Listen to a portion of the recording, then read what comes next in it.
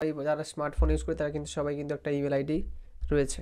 তো ইমেলের সাথে কিন্তু আমরা অনেক ধরনের ওয়েবসাইট এবং অ্যাপসের লিঙ্ক করে রেখেছি ওপেনিংয়ের জন্য, অর্থাৎ সাইন আপের জন্য সাইন আপ করে রেখেছি। তো সেই সমস্ত অ্যাপ আমরা এখন বর্তমানে ইউজ করি না, অনেক অনেক অ্যাপই রয়েছে আমরা যখন ইউজ করি না। তো কিভাবে জানবো যে সেই অ্যাপ বা ওয়েবসাইটগুলো আমার ফোনের ইমেল আইডি বা ফোনটাকে অ্যাক্সেস করছে কিনা?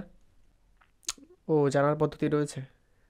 আচ্ছা, ও তোর ইউটিউব চ্যানেলে রয়েছে এমন ভিডিও? আচ্ছা ঠিক আছে, আমি দেখে নিচ্ছি।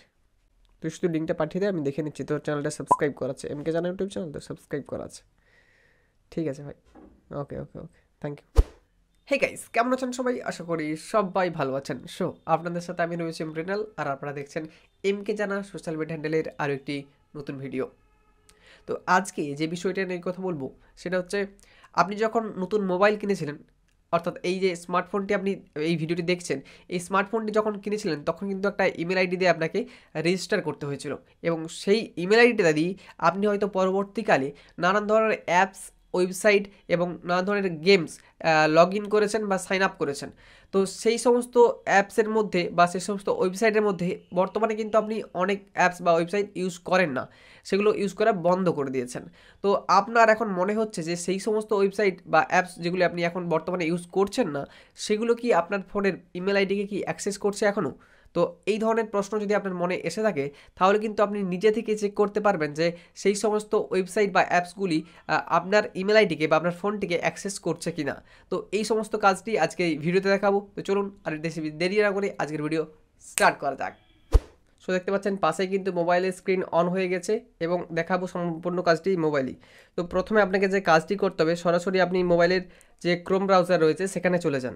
সো এখানে চলে যাবেন, এখান থেকে আপনি যেই ইমেল আইডির ওই অ্যাক্সেসটি চেক করতে যাচ্ছেন, তো সেখানে আপনি সেই ইমেল আইডিকে সিলেক্ট করে নেবেন।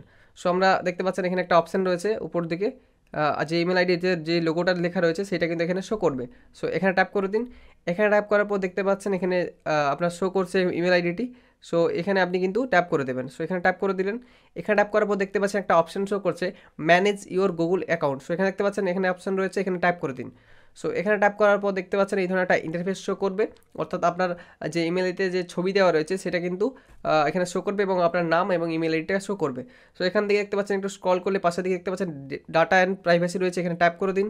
সো এখানে ট্যাপ করার পর একটু স্ক্রল করবেন। সো আমরা একটু স্ক্রল করব। সো স্ক্রল করলে দেখতে পাচ্ছেন এখানে কিন্তু একটা অপশান রয়েছে, third party apps with account access. দেখতে পাচ্ছেন এখানে একটা রয়েছে অপশান। সো এই যে ডট রয়েছে এখানে ক্লিক করে দিন।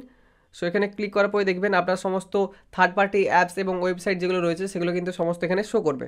সো দেখতে পাচ্ছেন এখানে আমরা যদি স্ক্রল করে দেখতে পাচ্ছেন এখানে কিন্তু দুটো আপাতত শো করছে। দেখতে পাচ্ছেন এখানে একটা যেমন স্ক্রিন রেকর্ডার রয়েছে এবং একটা প্রিন্টারেস্ট রয়েছে।